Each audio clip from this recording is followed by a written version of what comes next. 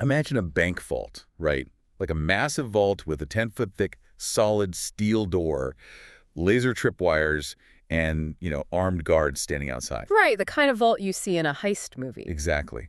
Now imagine the bank manager takes the master key to that incredibly secure vault and just slides it under the welcome mat at the front entrance. Oh, wow. Yeah, that completely defeats the purpose of the vault. It totally does.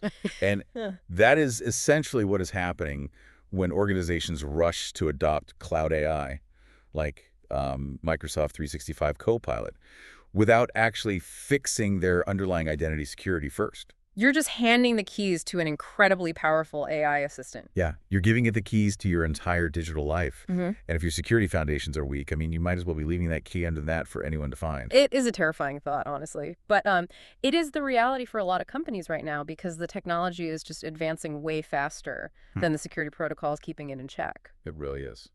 Anyway, I am Alex. And I am Jamie. Welcome to the Admin Study Room. Today we are officially jumping into episode 2 of our study series, and this episode is entirely focused on Microsoft 365 Security Foundations. Yeah, and we are tailoring this specifically for those of you out there preparing for the AB-900 exam. Right, the Microsoft 365 Certified Copilot and Agent Administration Fundamental Certification. That is a mouthful. It really is. But, to set the stage for how we're going to approach this, our goal today is to really build your mental map. Yeah, because we want to focus on recognition, right? Not just rote memorization. Exactly. If you are looking at your own Microsoft tenant right now or studying for this exam, you really need to understand the why and the how behind these tools. So to give you a quick roadmap of our study session today, we're going to map out the Zero Trust security model and then untangle the whole web of identity and access. Right, so things like authentication versus authorization, which is a huge one. Oh, absolutely. And we'll also cover MFA and conditional access, navigate the various admin centers, and tie it all back to how secure identities are the absolute bedrock for Microsoft 365 Copilot. It's going to be a packed episode. It is. This is an independent, unofficial AB-900 study podcast for Microsoft 365 Certified Copilot and Agent Administration Fundamentals. It is based on Microsoft's public learned content and is run by AI hosts. It is not affiliated with, authorized, sponsored, or approved by Microsoft. So with that established, I think we really need to start by looking at the overarching philosophy that dictates, well, pretty much everything Microsoft does in the cloud. Right, because you can't really understand the specific tools without understanding the mindset that built them. Exactly. And that mindset is the zero trust security model. Yeah, and you see Zero Trust plastered across literally every single piece of study material for the AB-900 exam. It is impossible to avoid. Oh, completely impossible. But I want to clarify something right out of the gate, because I see this trip people up all the time. Yeah. Let's say I'm a company looking to secure my tenant, right? Okay. Can I just go into the admin center, find a Zero Trust license, buy it, and be done? No, that is a fundamental misconception. And honestly, it's a trap you have to avoid if you're taking the exam. Right, because it sounds like a product. It does, but you absolutely cannot buy Zero Trust. It's not a specific product or a tool or a SKU you can just add to your cart.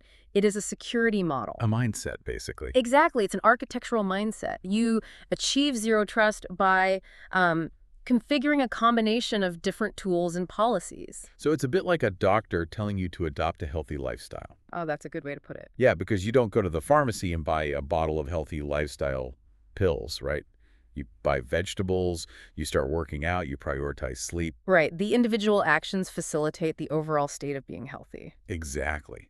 So to get to a Zero Trust architecture, you implement features like multi-factor authentication and device compliance policies. Yeah, and to really understand what those requirements are, we have to look at the 3 core pillars that make up this model.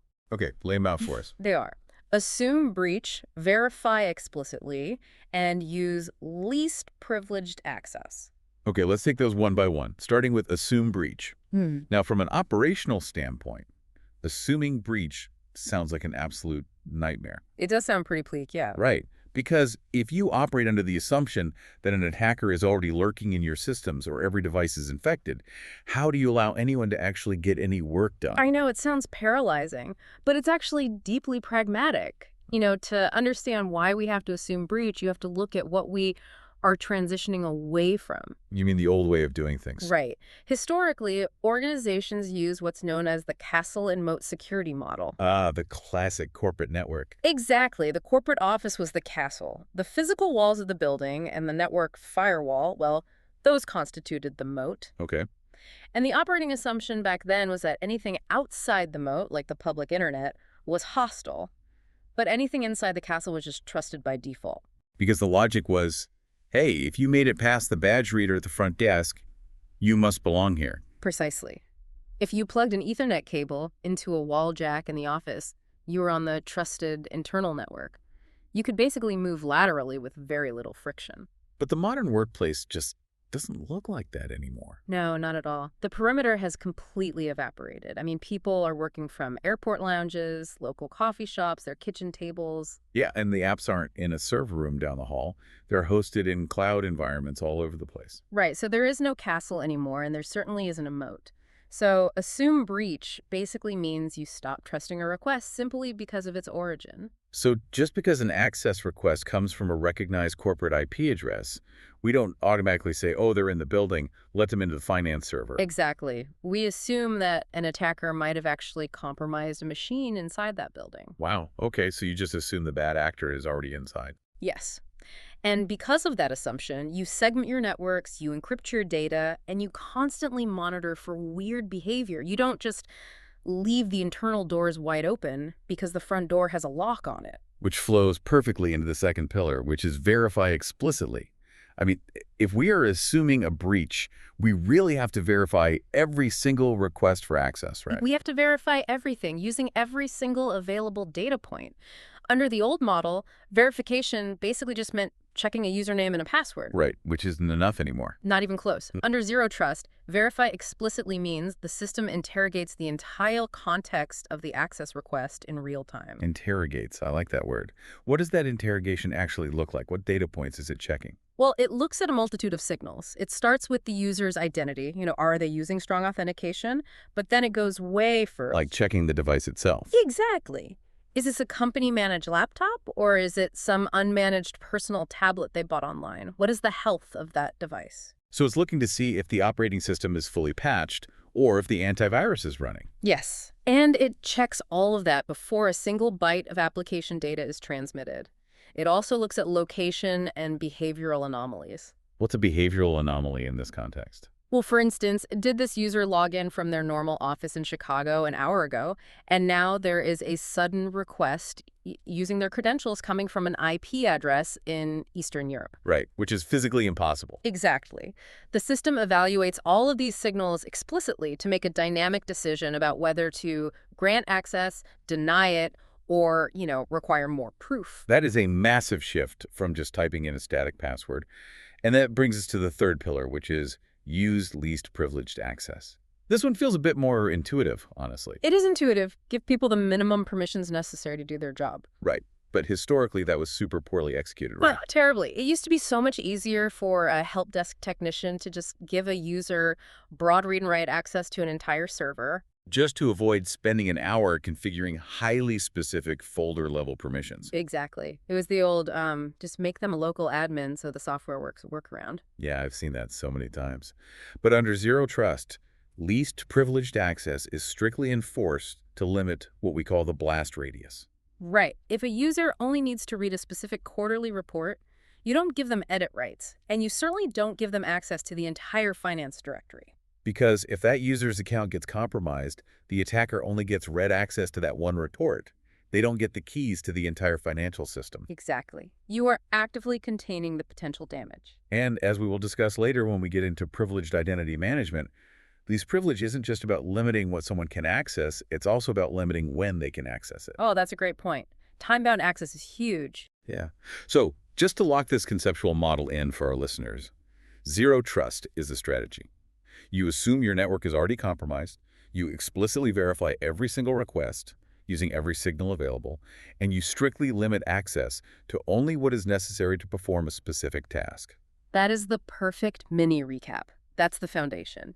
Now, if we look closely at that second pillar, the verify explicitly one, we really have to dig into the actual mechanics of identity. Right. How do users actually prove who they are, and how does the system know what they are allowed to do once they're inside? This is where we need to untangle some terminology that trips up a lot of people preparing for the AB-900 exam. The study materials make a very rigid distinction between authentication and authorization. Oh, this is a big one. They sound so incredibly similar. They both start with auth, and in casual conversation, I hear people use them interchangeably all the time. I do too, but mixing them up on the exam or even in a real-world architectural discussion is a major error. Because they represent two completely different stages of the access lifecycle. Exactly. Let's break down the mechanics. Authentication, which is often abbreviated as authn, is the process of proving who the user is. Okay, so authentication is the who. Right. It is the act of verifying an identity claim. When you walk up to a system and type in your username, you're making a claim. You're saying, I am Alex. And authentication is the system basically demanding proof of that claim. Yes. When you provide your password or you scan your fingerprint, you are authenticating. You are proving you are the person you claim to be.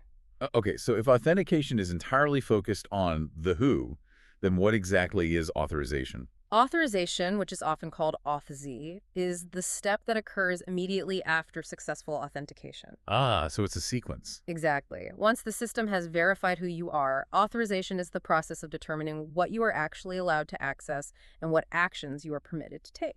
So it's evaluating your permissions. Right. Are you allowed to open the specific SharePoint site? Are you permitted to edit this Word document or just read it? Can you access the admin console? That is all authorization. You know, I find the absolute best way to keep this straight is to think about traveling internationally. Oh, the airport analogy, yes. Lay it out. So imagine you're walking into an airport. You go up to the TSA security checkpoint, and you hand the agent your passport. The agent looks at the document, looks at the photo, and looks at your face. Right. They are confirming that you are the person listed on that passport. Exactly. Yeah. That process is authentication. You have successfully verified your identity. But proving your identity at the security checkpoint doesn't mean you own the airport. No, it definitely doesn't mean you can just walk out onto the tarmac and board any plane you want. Right. Just because I proved I am Alex doesn't mean I can board a flight to Paris. To actually get onto a specific airplane, I need a boarding pass for that specific flight. And that boarding pass is the key. Yes. When I walk up to the gate agent scans my boarding pass to confirm that I have the right to enter that specific aircraft. That boarding pass represents my authorization. It dictates your access level after your identity has been proven. That analogy translates perfectly to Microsoft 365. Right, because you authenticate against the identity provider, proving you are Alex. Exactly. But then, when you try to open a specific Microsoft team, that application checks your authorization. It checks its internal permissions to see if Alex is actually authorized to view the contents of that team. Okay, so understanding the two-step dance, prove who you are, then check what you can do, is super vital. But how does this actually work in a modern corporate environment where we have dozens of different applications? Well, this brings us to single sign-on, or SSO. Right, because we all know SSO makes life easier for the end user. But how does it actually function under the hood, and why is it so relevant to our security foundation discussion? To really appreciate single sign-on, you have to remember the nightmare of managing identities before it existed. I mean, a standard corporate user might need access to an email system, a CRM database, an HR portal for timesheets, and maybe an inventory management app. And in a non-SSO environment, that user has a separate unique username and password for every single one of those systems. Which naturally leads to terrible security behaviors. Oh, for sure. People use the exact same password everywhere, or they write them down in a sticky note and slap it right on their monitor. No. Nobody can remember 15 complex passwords. Exactly. It creates massive vulnerabilities and just generates a mountain of password reset tickets for the IT help desk. So single sign-on solves this through centralized identity management. Okay, so with SSO, a user authenticates one time to a central identity provider. And in the Microsoft ecosystem, that central identity provider is Microsoft Entra ID. Right. Entra ID is the central authority. So what is happening mechanically when I log in that first time? Let's say I boot up my Windows laptop in the morning, and I type in my password and use my fingerprint reader. When you do that, you are authenticating against Entra ID. Entra ID verifies your credentials and essentially says, yes, this is Alex. It then issues your machine a security token. A security token, so kind of like a temporary digital passport. That's exactly what it is. Now, as you go about your workday, you open Outlook, you click a link to that third-party HR application, you open a SharePoint intranet site, and notice what happens. You are not prompted for a password again. Right, because those applications are configured to trust the token. They trust Entra ID as the sole authority on identity. So when I try to access the HR app, what is the app actually doing? The app essentially redirects you to Entra ID in the background and asks, hey, do you know who this is? Entra ID presents your valid token and says, yes, this is Alex. She authenticated 10 minutes ago. And the HR app just accepts that, logs me in seamlessly, and then evaluates my authorization to see if I can view my timesheet. Spot on. That sounds incredibly smooth, honestly. Yeah. But let me push back on this from a security perspective for a second. Sure, go ahead. If I have SSO set up, aren't I just putting all my eggs in one basket? Yeah. I mean, if we only require the user to log in once and they get a token that unlocks literally every single application they use, what happens if an attacker steals that password or intercepts that token? Yeah. Don't they immediately get access to everything? You have just hit on the exact paradox of single sign-on. By centralizing the authentication, you drastically improve the user experience and reduce password fatigue. But you also create a single point of catastrophic failure. Wow. Yeah. If an attacker compromises an account that uses SSO, they don't just breach one application, they breach the entire digital estate of that user. They get the email, the CRM, the files, everything. So SSO doesn't make authentication less critical. It actually makes the initial authentication event the most important security boundary in your entire company. That is the crucial takeaway right there. SSO without incredibly strong authentication is essentially a loaded weapon pointed at your own data. Because that one key opens every single door, you have to protect that key with a vault. And for the AB-900 exam, we really need to know where the IT administrator goes to build that vault, right? Yep. Like, where do we manage these identities, configure these SSO integrations, and set up our authentication policies? All of this core identity management happens in the Microsoft Entra Admin Center. Entra ID is the central nervous system for identity in Microsoft 365. Okay, so to synthesize this phase for everyone, authentication is the who, proving your identity. Authorization is the what, determining your access permissions. Right.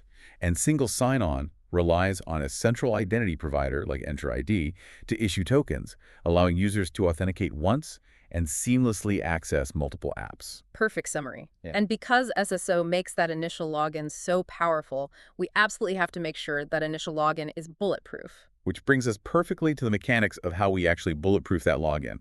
Because we've established that a simple password is not enough to protect a single sign-on token. No, passwords are fundamentally broken. I mean, they can be guessed, they are frequently stolen in sophisticated phishing attacks, and they are regularly leaked in massive third-party data breaches. Right. So if we are operating under the assume breach and verify explicitly pillars of zero trust, we need stronger verification.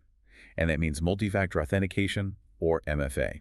MFA is arguably the single most important security control any organization can implement today.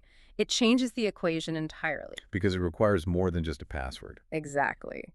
MFA requires a user to provide at least 2 different forms of evidence or factors before they are granted access.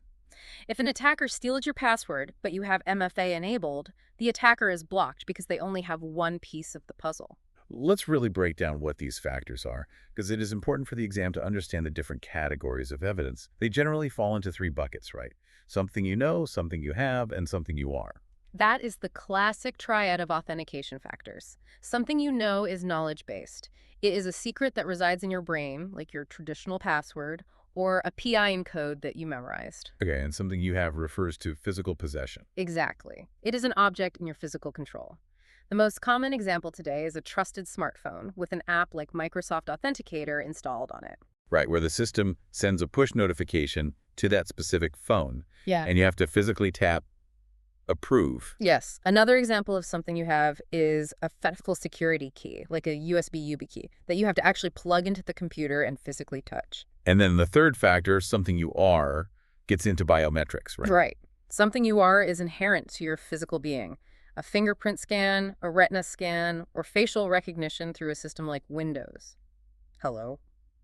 To successfully complete an MFA challenge, you must present a combination from two different categories. Oh, that's an important distinction. So typing your password and then typing a second PIN code wouldn't be strong MFA because you are just combining two things you know. Correct. Exactly. True MFA combines different categories. Typing a password, which is something you know, and then approving a prompt on your smartphone, which is something you have, that provides robust, multi-layered security. Now, from an IT administration standpoint, MFA is a dream. I mean, it stops the vast majority of automated account compromise attacks. But let me step into the shoes of the end user for a minute. Okay, go for it. Users absolutely despise friction. If we implement a policy that says every single time a user opens an app, Outlook, Teams, Word, the intranet, they have to pull out their phone, unlock it, open an authenticator app, and tap a button, they are going to rebel. Oh, they absolutely will.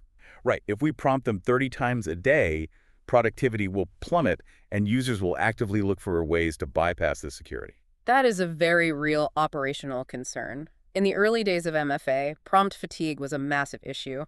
Organizations turned on MFA for literally everything, and users were constantly interrupted. Which is actually dangerous, isn't it? Extremely dangerous. It creates a boy who cried wolf scenario where users just blindly tap approve on their phone without even looking at what they are approving, which completely defeats the purpose. So how do we balance the absolute necessity of MFA with the reality that human beings need to get work done without constant interruption? This is where the true genius of Microsoft's identity platform comes into play, and it is a massive focus for the AB-900 exam. The solution is conditional access. Conditional access.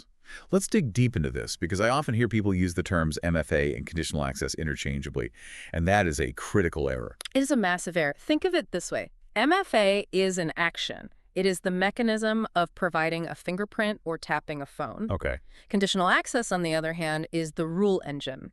It is the intelligent brain that sits inside Microsoft Entra ID.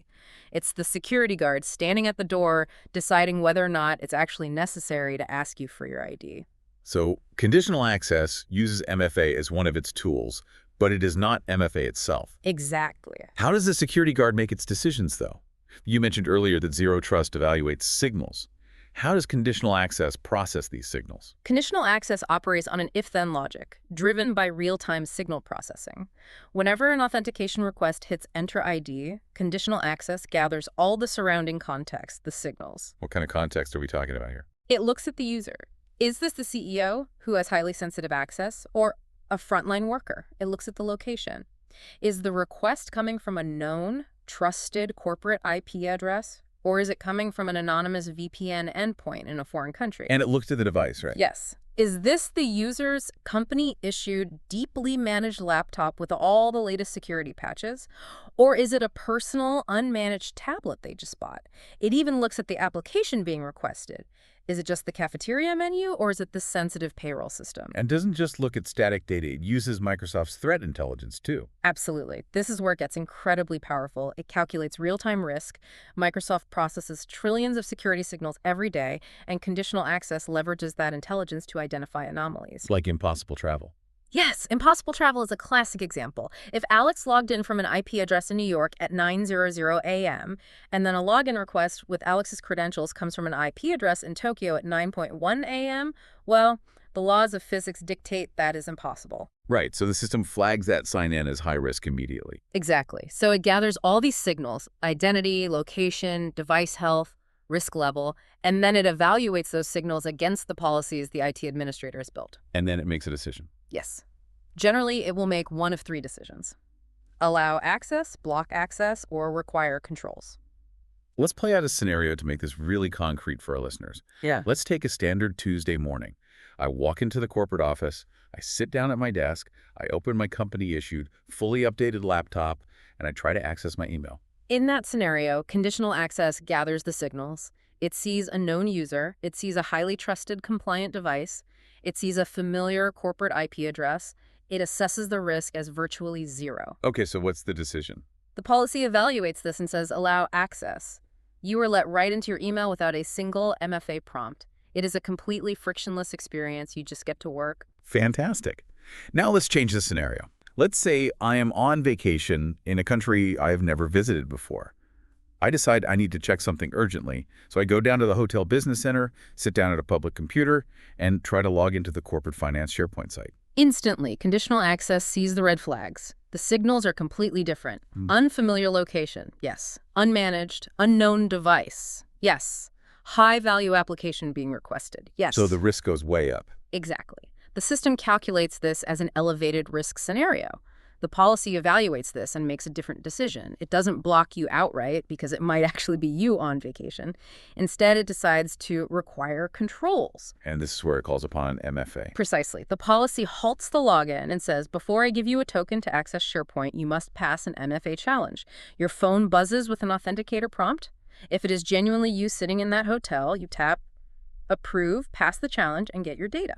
But if it is not me, if it is a hacker in that foreign country who managed to buy my password on the dark web, they type in the password and they get hit with the MFA prompt. But they don't have your physical phone. They can't approve the prompt. The authentication fails, and the breach is prevented. And they could even trigger the third decision, right? Like, if the risk is astronomically high, say the login is coming from a known malicious botnet IP address, conditional access might just choose block access and not even give them the chance to try MFA. Exactly. Conditional access is the dynamic enforcement engine of zero trust. It ensures you only apply friction when the context demands it. That makes total sense. And again, for our learners taking the exam, where do administrators actually go to build these incredibly granular signal-based policies? Because it is entirely based on evaluating identity and controlling access, conditional access policies, along with all your MFA configurations, are managed centrally within the Microsoft Entra Admin Center. Right, so the Entra Admin Center is basically your control room for the front door. Spot on. That is a brilliant transition, actually, because we really need to map out this control room concept. Yep. As you prepare for the AB-900 exam, you cannot just know the concepts. You have to know where these tools live in the real world. Yeah, Microsoft has consolidated a lot of their portals over the years, but you still absolutely need to be able to navigate the major admin centers. Let's lay them out. We have talked extensively about Entra. Let's formalize its role. Okay, the Microsoft Entra Admin Center is the hub for all things related to identity and access management.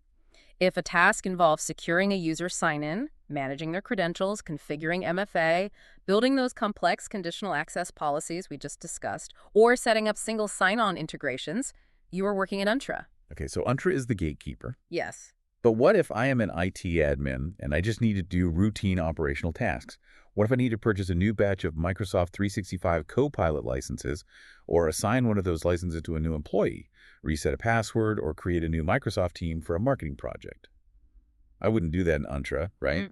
No, for those day-to-day general tenant administration tasks, you navigate to the Microsoft 365 Admin Center. Okay. You can think of the M365 Admin Center as the primary dashboard or the general manager's office for your tenant. It is where you handle your billing, manage your organization's domain names, and execute basic user and group administration. Got it. So if you are assigning a Copilot license so a user can actually start using the AI, you are doing it there. Exactly. So Entra is the security gatekeeper, and M365 is the general operations manager. Now, what about active security threats? What if my organization is being targeted by an active phishing campaign or a user's device reports that it has been infected with malware? For active threat hunting and security operations, you go to the Microsoft Defender portal. This is the home for Microsoft Defender XDR, which stands for Extended Detection and Response. Defender XDR, okay. Yeah, if you need to investigate security incidents, review automated threat alerts, manage the antivirus settings on your endpoints, or configure automated responses to active attacks, you go to the Defender portal. It is the tactical command center for fighting off bad actors. And finally, there is one more portal that the exam touches on, though we will dive much deeper into it in a later episode focused specifically on data security. But what is the role of Microsoft Purview? While the Defender portal focuses on stopping external threats and attackers, the Microsoft Purview portal focuses on protecting the data itself and ensuring regulatory compliance. It is your governance hub. So it handles things like data classification, like tagging files as highly confidential. Yes, exactly. Data loss prevention policies, retention schedules, and legal e-discovery. It is all about keeping your sensitive data safe from accidental leakage and ensuring you meet legal requirements. That is a very clear map. Let's recap that real quick. Entra for identity, M365 for general administration and licensing, Defender for threat protection and operations, and Purview for data governance and compliance. Right. Now, while we are camped out in the Entra Admin Center, we need to address a specific concept, regarding how applications are managed. In the study guide, it explicitly mentions that you need to understand the difference between app registrations and enterprise applications. Oh, yeah. This is notoriously tricky. It really is. When you look at the left-hand navigation pane in Entra, you see both of these options right there. They seem to do the exact same thing, which is manage apps. Why on earth do we need two different things? This confuses almost everyone the first time they see it, but it is fundamental to how the cloud ecosystem works. You have to look at this from two completely different perspectives. The perspective of the software developer who actually builds the app, and the perspective of the IT administrator who manages access to it. Two sides of the same coin. Let's start with app registrations. Okay, the developer side. An app registration is the global blueprint, or the definition of the application. When a developer creates a new piece of software and wants it to use Microsoft Entra for authentication, they must register it. And what does that registration actually do? This registration defines the app's core identity. It declares what permissions the app might need. For example, it tells the system, hey, this app needs to be able to read user calendars via the Microsoft Graph API. The app registration is the master template. Okay, so the developer creates this blueprint to tell Microsoft, I built this app, here is how it's going to communicate with your identity system. Then what is an enterprise app? The enterprise application is the local instance or the shadow of that application within your specific local tenant. While the developer uses the app registration to define the app globally, the IT administrator uses the enterprise app blade to control how that app behaves locally in their specific organization. You know, I think the best way to visualize this is to use an analogy outside of software entirely. Think about a commercial fleet of vehicles, like a specific model of a company car, maybe a Ford Transit van. Okay, I like where this is going. So the app registration is the engineering blueprint sitting at Ford headquarters in Detroit. It defines the van's engine specifications, its dimensions, and how the electrical system works. There is only one master blueprint for that model of van. It dictates what the van is. Exactly. And the enterprise app. The enterprise app is the actual physical van that your company purchased and parked right in your corporate parking lot. As the fleet manager for your company, you don't care about the engineering blueprints in Detroit. You care about the physical van in your lot. Right. You are the one who decides which employees get the keys to drive it. You attach your company's specific insurance policy to it, and you track its mileage. That is a phenomenal analogy, and we can push it even further, really. If you, as the fleet manager, notice that a specific employee is driving the van recklessly, you don't call Ford headquarters to ask them to change the global engineering blueprint of the van. Right. I just revoke their access to my physical van locally. And that is exactly what an IT admin does in the Enterprise Applications portal. If you want to assign which specific users in your tenant have access to a third-party HR app, or if you want to configure the specific single sign-on certificates for your company, you manage the enterprise app. Because you cannot assign a user to a blueprint. You assign them to the local instance. Precisely. That clears it up beautifully. And knowing that distinction is key for the exam. A common mistake is a scenario where an admin needs to restrict user access to an integrated app, and the learner guesses they should go to app registrations. Which is wrong. The fleet manager goes to the enterprise app to take away the keys. Exactly. Just like another common mistake is thinking you go to the Microsoft 365 Admin Center to set up a conditional access policy. You have to know that identity security policies belong in the Entra Admin Center. Knowing your way around the control room is half the battle. But, setting up the rules is only the first step. If you build a massive bank vault, but you don't install any security cameras to see who is trying to open it, you aren't really secure. No, security is definitely not a set-it-and-forget-it operation. It is incredibly dynamic. Which brings us to monitoring, alerting, and auditing. We have set up our zero trust model, deployed MFA, and configured conditional access. Now we have to watch what happens when those rules are tested or when they are broken. And the AB-900 materials highlight several specific logs and tools that admins need to recognize. Let's start with logging. And again, Microsoft loves to use similar terminology that means very different things. We need to clearly differentiate between sign-in logs and audit logs, both of which are found in the Entra Admin Center. The terminology is similar, yeah, but their functions are distinct. Let's start with sign-in logs. These logs do exactly what the name implies. They track authentication attempts. They record the knock on the front door. So what questions do they answer? Every time someone tries to log in, the sign-in log answers, who tried to authenticate? From what IP address and geographical location, what device were they using? What specific application were they trying to access? And crucially, did the login succeed or fail? Right. Yes, the status is arguably the most important part. And if it failed, why did it fail? Did they type the wrong password? Did a conditional access policy block them because they were on an unmanaged device? Did they fail the MFA challenge? So, from a troubleshooting perspective, if a user calls the help desk and complains, hey, I can't get into my email, the system keeps blocking me, Yeah. the very first place the technician should look is the sign-in logs. Exactly. They can find that specific user's attempt and see exactly which conditional access policy tripped them up. Sign-in logs record the attempts to gain entry. Okay, now contrast that with audit logs. Audit logs record actions taken within the tenant after a user or an administrator has already successfully logged in. They track operational, administrative, and configuration changes. So what kind of questions do the audit logs answer? They answer questions like, who deleted that user account yesterday? Who modified the global conditional access policy to suddenly require MFA for everyone? Who added an external guest user to a highly sensitive Microsoft Teams channel? So to continue our house metaphor, the sign-in log records every person who stood on your front porch and tried to put a key into the lock. Right. And the audit log is the internal security camera that records who moved the couch, who opened the safe in the bedroom, and who changed the code on the thermostat. That is exactly how you should visualize it. And mixing these two up is a very common pitfall on the exam. If a scenario asks where an admin should go to investigate a massive spike in failed password attempts, you look at the sign-in logs. But if a scenario asks how to figure out which administrator permanently deleted a critical SharePoint site, you look at the audit logs. That distinction is crystal clear. Now, logs are reactive. You go look at them after something has happened. Let's layer on the active threat management side of monitoring. We mentioned Microsoft Defender XDR earlier when discussing the admin centers. Yeah, how does XDR fit into this monitoring ecosystem, and how is it different from just looking at logs? Defender XDR is where monitoring evolves into active defense. XDR stands for Extended Detection and Response. Logs just passively record events, right? They are essentially a giant text file of history. Right. Defender XDR, on the other hand, actively analyzes signals across multiple domains in real time.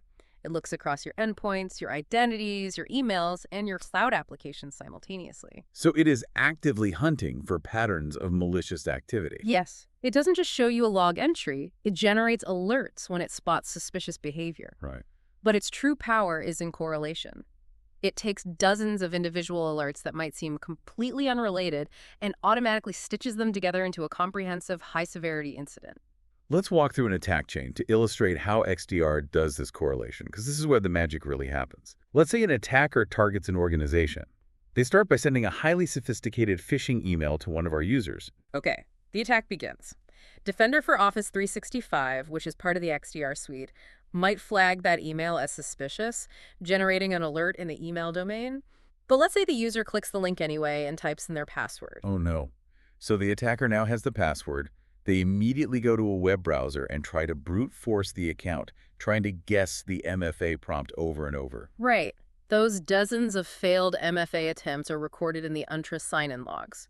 But Defender for Identity, another part of XDR, is analyzing those identity signals in real time. It detects the brute force pattern and triggers an alert in the identity domain. But let's say the attacker eventually gets lucky. They trigger a prompt while the user happens to be looking at their phone. The confused user just blindly taps approve, and boom, the attacker is in. It happens all the time. And then the attacker immediately creates a hidden inbox rule to forward all incoming emails containing the word invoice to an external malicious email address. Now, that operational action, creating the inbox rule, would be recorded in the audit logs. So if you only had passive logs, a human security analyst would have to manually dig through the email logs, then manually search the sign-in logs, and then manually check the audit logs, trying to piece the story together while the attacker is actively stealing data. Which takes hours, if not days. Exactly. But Defender XDR sees the full picture instantly. It correlates the initial phishing alert with the brute force identity alert, with the suspicious inbox rule creation alert.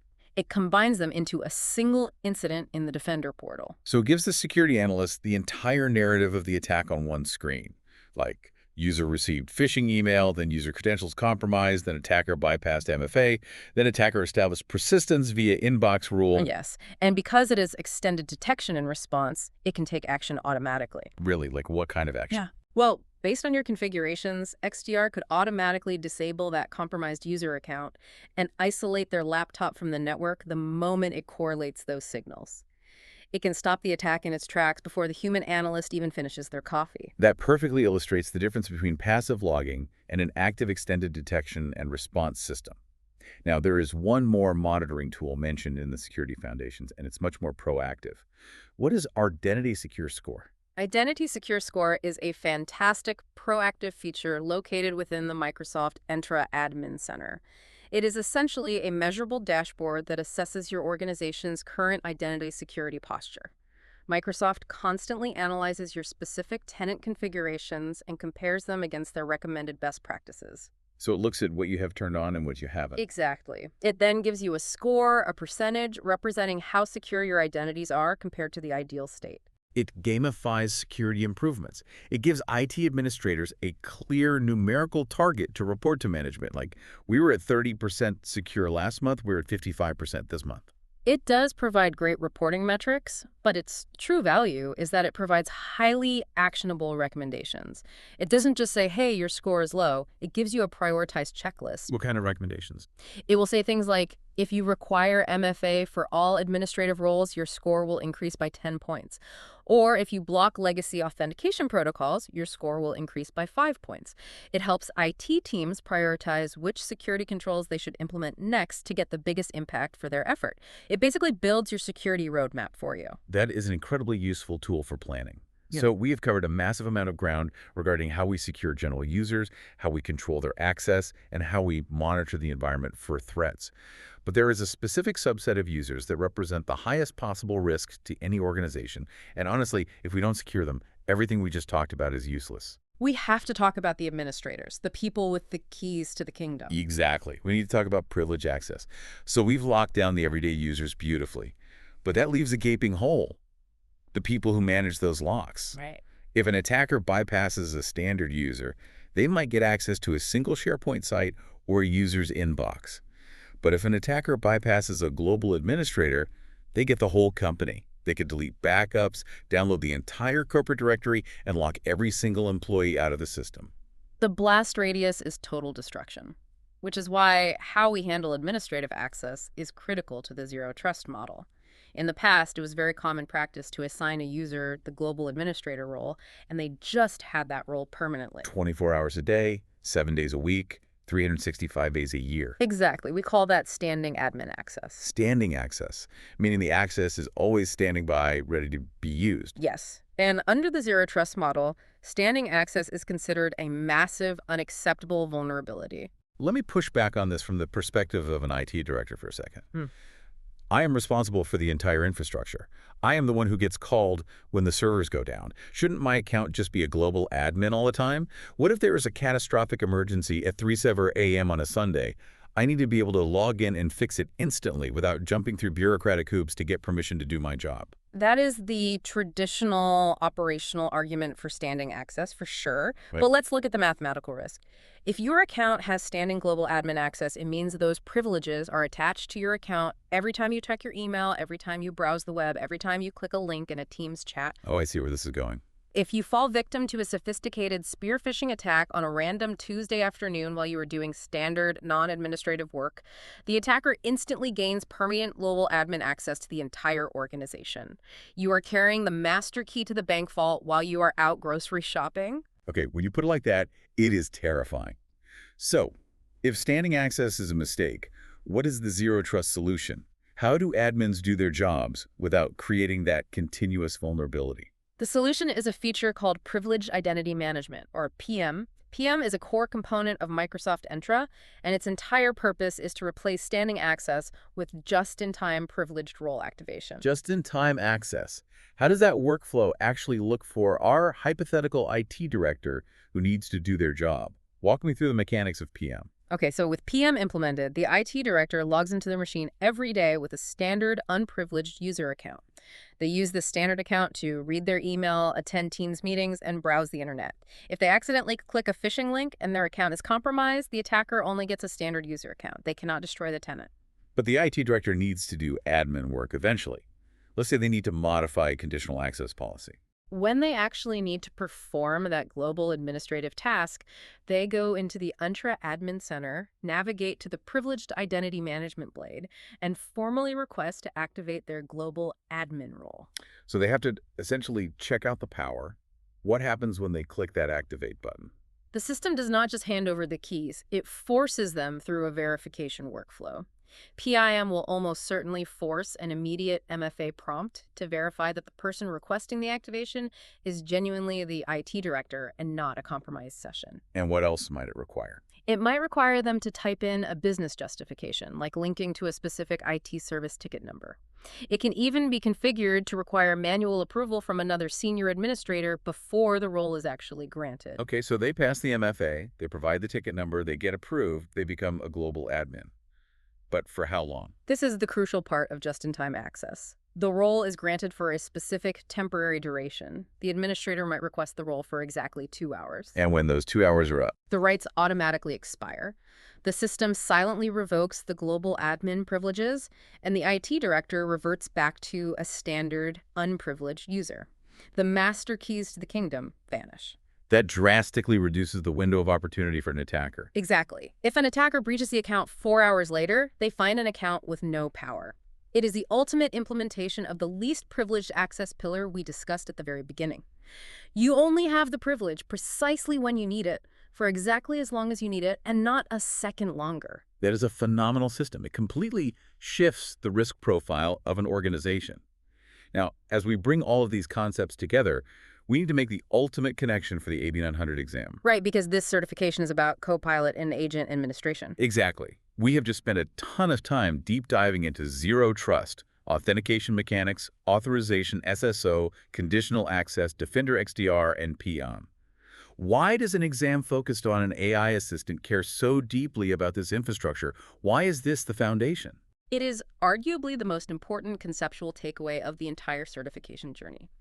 Microsoft 365 Copilot and the autonomous AI agents you can build are incredibly, breathtakingly powerful tools. They have the ability to search across your entire Microsoft 365 environment. They can read emails, summarize Teams chats, analyze massive SharePoint sites, and cross-reference OneDrive files to generate content and insights. Copilot is not a separate entity with its own godlike access to data, right? Exactly. Copilot is entirely dependent on the security context of the human user asking the prompt. What does that mean in practice, operationally? It means Copilot respects the authorization, the auth that we discussed earlier. Copilot only has access to the data that the specific user prompting it has access to. It leverages the Microsoft Graph to understand the permissions attached to the user's token. So if an organization has poor security hygiene, like if they have overprivileged accounts, if they haven't set up proper folder-level permissions in SharePoint, if they are still using standing admin access instead of P, then Copilot will dutifully search through all of that improperly secured data. Let's look at a nightmare scenario. Let's say a company has a SharePoint site containing executive payroll data and unannounced merger documents. Because the IT team was rushed, they didn't configure the authorization correctly, and they accidentally left the permissions set to get away. Everyone in the organization can read. oh no. Before Copilot, that data was technically exposed, but it was essentially hidden through obscurity. An intern would have to magically know the exact URL of that specific SharePoint site to actually find it. But now you introduce Copilot.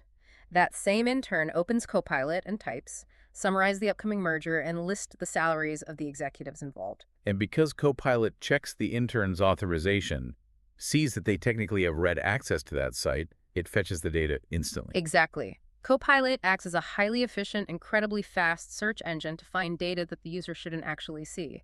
Copilot didn't break the security was already broken. Copilot just illuminated the cracks in the foundation.